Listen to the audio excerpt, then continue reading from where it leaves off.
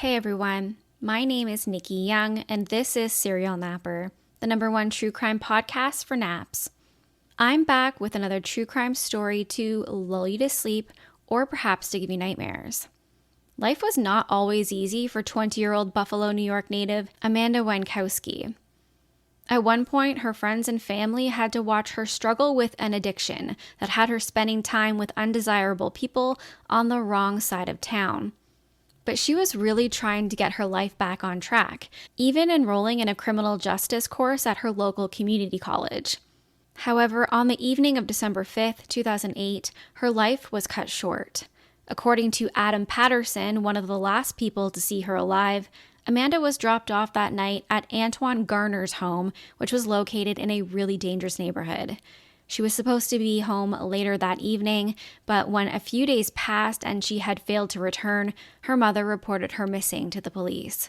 They interviewed Adam Patterson, the man who had allegedly dropped her off at Garner's home, and he said he initially was going to wait for her to return to the car, but she called and told him that he could leave, so he did. However, Antoine Garner, the man Amanda was supposed to be seeing that evening, claimed she only stayed for a few minutes, maybe 10 to 15, and then left with Patterson. Their stories did not match up, and investigators believed Amanda may have been a victim of foul play. Then, approximately 5 weeks later, the police received an anonymous tip pointing them to Amanda's body in a garbage bin. She was discovered nude, face down, with her hair shaved off, and she was covered in lacerations and bruises. What looked like an apparent murder would be ruled an accidental opiate overdose, sparking a decades-long fight between Amanda's family and the Buffalo Police Department.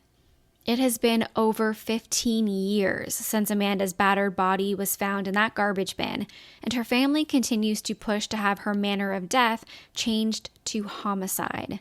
Many believe that there is police corruption and a cover-up at play, and once we go through the details, I think you'll see why. So let's jump right in. I want to take particular care in the way that I speak about Amanda, because it's evident that because of her past struggles, the story of her death, it just hasn't received the attention, and it definitely hasn't sparked the outrage that it deserves. It is no secret that 20-year-old Amanda Wienckowski had battled with a serious heroin addiction, an expensive drug of choice that led her to turn to sex work in order to support that addiction. But she was so much more than some of her darkest moments. She was a beautiful young woman with long blonde hair, a daughter and friend to many. On the Justice for Amanda Wienckowski Facebook group, her mother described her as her baby girl who, quote, grew up so quickly and was my best friend. Her love for life was larger than life. Her love for people was unbelievable.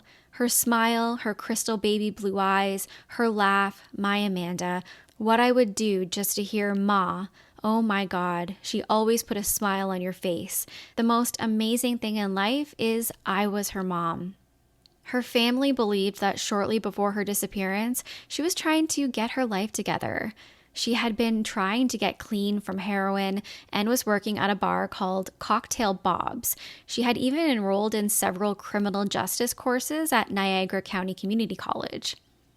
Her mother would say that she dreamed of one day becoming a corrections officer, but she struggled to shake her addiction and all of the elements that came with living that kind of lifestyle.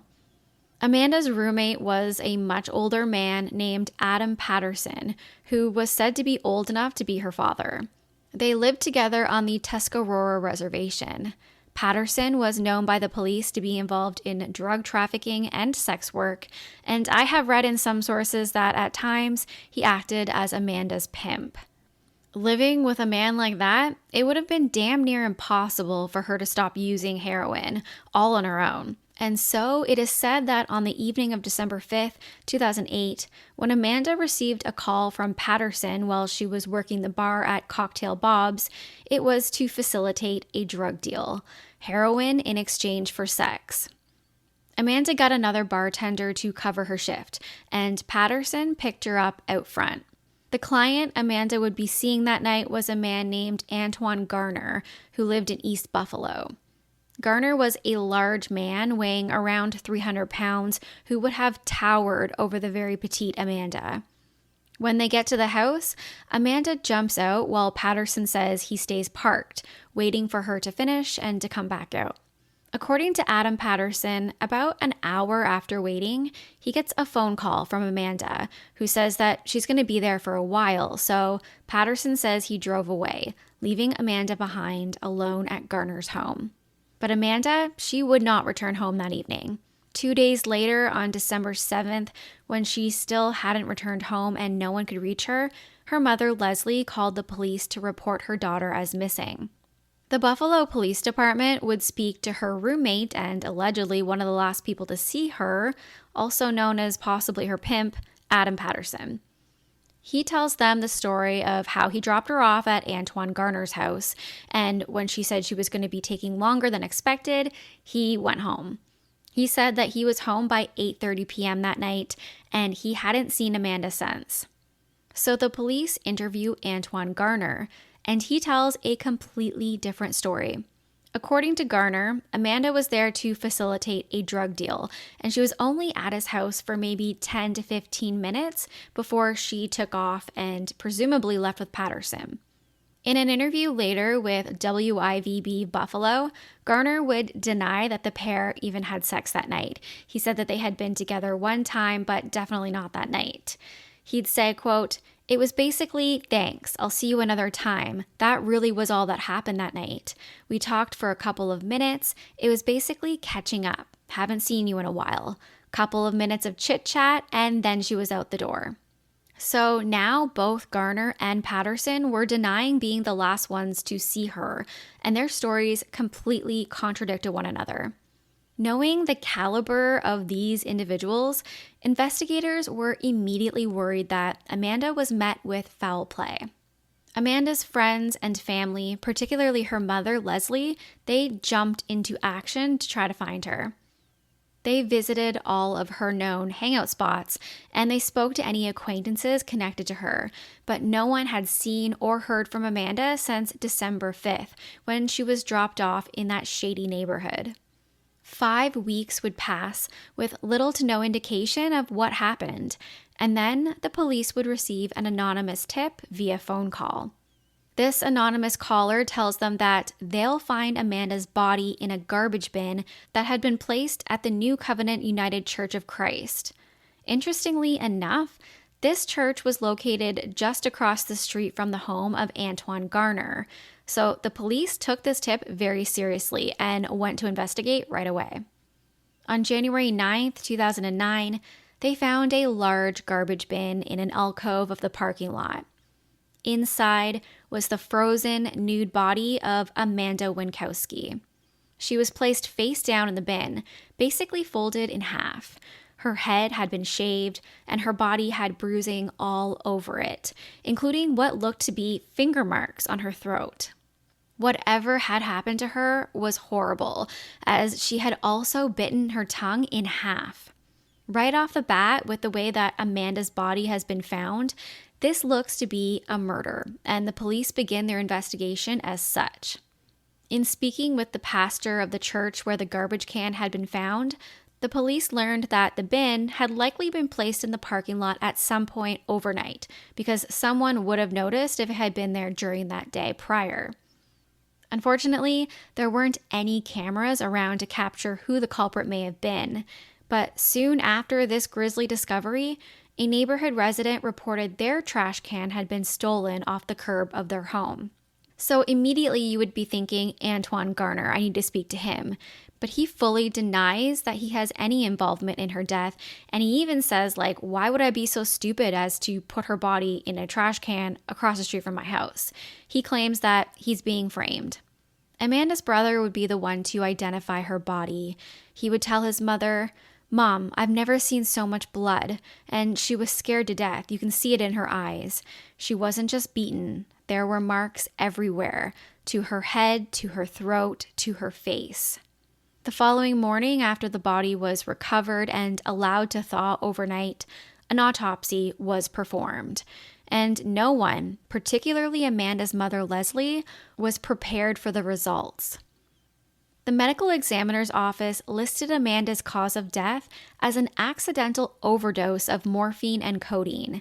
The report didn't mention any of the bruisings or lacerations that had been noted on her body by investigators and everyone else who came into contact with the body. As you can imagine, this determination was shocking. Amanda was a known heroin addict, but the condition that her body was found in pointed towards someone physically hurting her before her death. Amanda's family weren't the only ones in complete disbelief over the results of the autopsy. The Niagara Falls Reporter stated that they spoke to sources who were present at the autopsy, and allegedly there was an argument between several Buffalo homicide detectives and the medical examiners there. The detectives believed that Amanda had not died from an overdose, but from being murdered.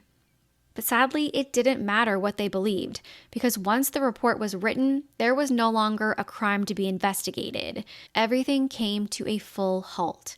Accidental overdose. Amanda's family asked for access to her full autopsy and toxicology report so that they could have an independent party review the results. What they discovered was that Amanda's listed cause of death wasn't the only strange thing about the report.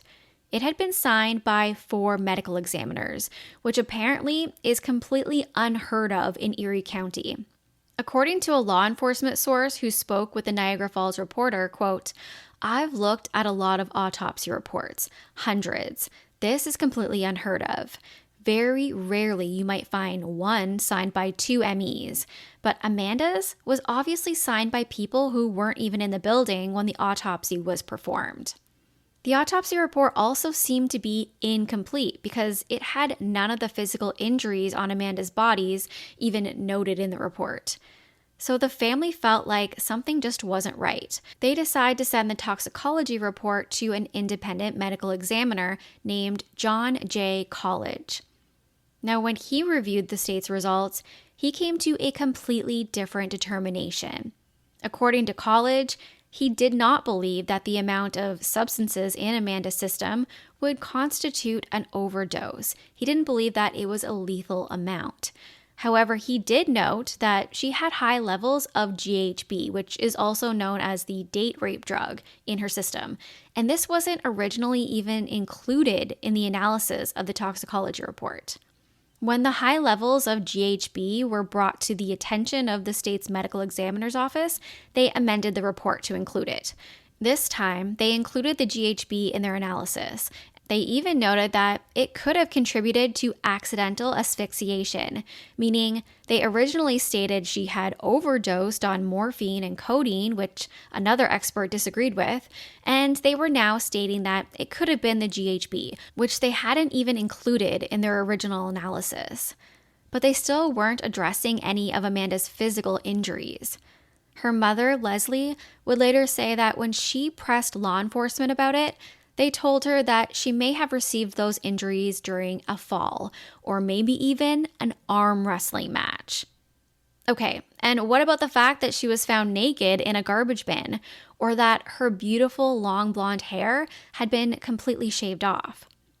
Unfortunately, legally, it didn't matter. With Amanda's death not being reported as a crime, the investigators' hands were mostly tied. But that wasn't stopping her family. They requested to have Amanda's body exhumed and examined by an independent medical examiner named Dr. Sylvia Comparini. This doctor would uncover even more shocking facts surrounding Amanda's death investigation. Amanda's organs were missing.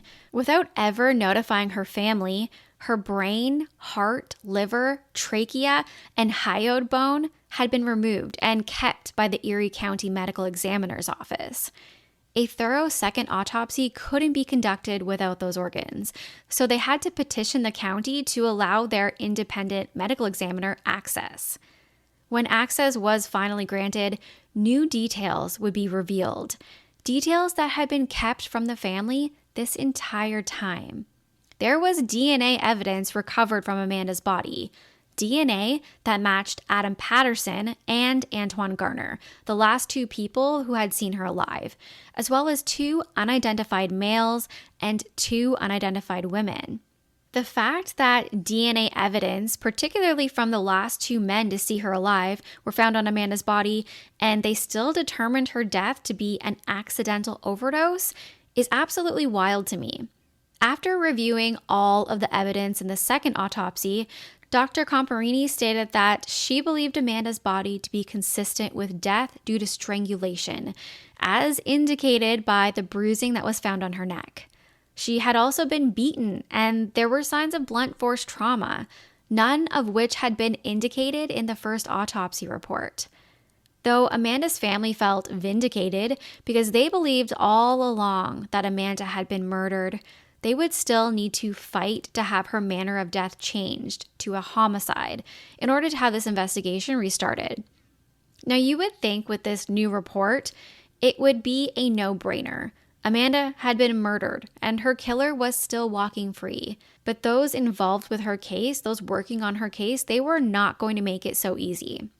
A third autopsy is ordered by the district attorney's office, and this time the pathologist ruled her cause of death should be undetermined. Yet this new finding was still not enough for the county to change Amanda's cause of death, so that anything could be done to find out what had happened to Amanda. They flat out refused to reopen an investigation into Amanda's death. In 2021, 13 years after Amanda had been killed, there still wasn't any movement in reopening a murder investigation. So her family, they decided to sue the county and the county's chief medical examiner. With this lawsuit, they were seeking one of three outcomes: to have a judge order Amanda's death a homicide, to have her cause of death deemed undetermined, or to have the medical examiner's office reopen an investigation and make a new determination. Absolutely reasonable considering all the evidence and the circumstances. The judge who was overseeing the lawsuit tossed it, stating that it exceeded the statute of limitations. According to this judge's ruling, Amanda's mother would have needed to challenge her cause of death within 4 months of the medical examiner's office releasing her death certificate. It was another absolute punch in the gut. Can you imagine your child being found in such a state? She did not shave her own head, freeze her own body, and then dump herself into that trash can. There have been no less than 6 different reviews to determine her cause of death, and each time it either resulted in a different outcome or it called into question the medical examiner's findings. And yet, no one will do anything about it to help find out who possibly killed her. One has to wonder why, because at this point it feels like a massive police cover-up. The theory, it's not as far-fetched as you may think. In the months prior to Amanda's 2008 disappearance, she had actually worked as a police informant. She really enjoyed working with law enforcement, and as I mentioned at the beginning of the episode, she had goals of having a career in criminal justice, and she had even enrolled in college courses to support this dream the day before she went missing. So did someone find out that she was a snitch? Was someone in law enforcement involved in her death? The same month that Amanda disappeared, a local police officer by the name of Ryan Warmy was arrested for sexual assault, and use of a police firearm in multiple felonies. He was known to tell criminals who the snitches were. He was also known to sleep with sex workers. And it's no secret that he would frequent the bar where Amanda worked, so they would have been familiar with one another. So was he involved in Amanda's death? Did he tip off Antoine Garner that she was a snitch? These are all valid questions when you look at the deliberate effort to prevent any further progress in Amanda's investigation. Speaking of Antoine Garner, the man whose house Amanda was dropped off at, prior to her death certificate being released, he was looked at as a person of interest in her case. But once the state concluded that she died of an overdose, they pretty much just stopped looking at him. However, his DNA was found on Amanda's body. He was one of the last people to see her alive, and her body was found in a garbage bin located in a church parking lot across the street from his house. He says that someone is setting him up, but maybe he's just an idiot. Though he was never charged with anything in connection to Amanda's death, In 2013, he was arrested on multiple counts of rape of a minor. He was also charged with assault and armed robbery. His victim was beaten and choked, similarly to what had happened to Amanda. He pleaded guilty to these charges, and he was sentenced to 18 years in prison. And yet, the police, they've never reinvestigated his connection in Amanda's death. There was even an eyewitness who came forward to say that he saw Amanda's body, which was still warm, in Garner's apartment, and then he saw it again at a later date, frozen inside a garbage can. In 2016, Thomas Woodman told Amanda's mother that on December 8, 2008, 3 days after she was dropped off at that house, Garner called him and told him that he had killed Amanda, and now he needed his help getting rid of the body. Woodman claimed that he had seen her body with his own eyes, but he didn't come forward because he was afraid of retribution. He had only come forward now after Garner was behind bars and couldn't hurt him. Amanda's mother went to law enforcement with this tip, and they interviewed him, but they pretty much dismissed Woodman as not a credible witness. And I get that. Woodman might have had a shady past, and you can't just trust everything that you hear. But what does he have to gain from giving this information? He could have actually been implicated in her death. He could have had a target on his back, even though Garner was in prison. And the information he gave, it is supported by a lot of other evidence. Even if Garner hadn't killed her, it's possible that something happened to her shortly after she left his place. He lived in a crime-ridden neighborhood where she would have stuck out like a sore thumb. Her body was found in a bin located just across the street from his house. So did someone maybe jump her and hurt her shortly after she left? It has been over 15 years since Amanda Wienckowski was found frozen, naked, bruised, and battered with her head shaved. And the state continues to refuse to investigate her death as anything but a drug overdose. Much of the evidence points to Amanda being murdered. So why the pushback? Why the refusal to even have her cause of death be listed as undetermined so that at least it can be further investigated? In my opinion, it sounds like they thought Amanda was just another drug addict, a sex worker who wouldn't be missed. But that is just not the case. Amanda was very much loved and is very much missed by her family today, and they still demand to know what happened to her. I live this every day, and I want Amanda to have justice. She deserves it, the truth. So now I turn it over to you. Do you think that Amanda truly died from an accidental drug overdose, or do you think that someone killed her? Do you believe that this could be a police cover-up, or is it a case that has simply fallen through the cracks, plagued by red tape? Let me know what you think. That's it for me tonight. If you want to reach out, you can find me on Facebook at Serial Napper. I also have a true crime discussion group called Serial Society, and I'll have the link in my show notes. I'd love to chat with you about this case and all of the other cases that I cover. You can find my audio on Apple or Spotify or wherever you listen to podcasts. I post all of my episodes in video format over on YouTube, so go check it out. And if you are watching on YouTube, I would love if you can give me a thumbs up and subscribe. I'm over on X, formerly known as Twitter, at serial_napper, and I post things on TikTok, Serial Napper Nick, and that's all one word. Until next time, sweet dreams, stay kind, especially in the comments. Bye.